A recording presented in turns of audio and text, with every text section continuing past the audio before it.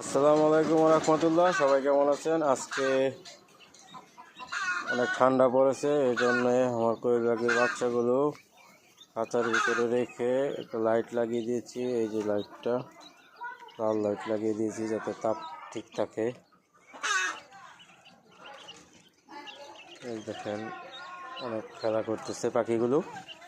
আর নিচে আমার হাঁসের বাচ্চাগুলো নিচে রেখেছি।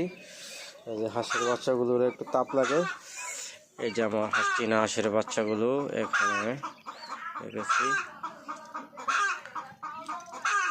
চীনা হাঁসের বাচ্চাগুলো আছে লাইটের নিচে রেখেছি যাতে একটু তাপ থাকে।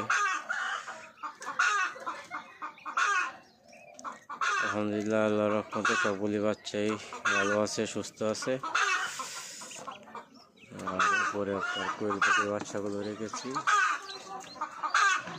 দেখা যাচ্ছে খুব সুন্দর করে খেলা করতেছে।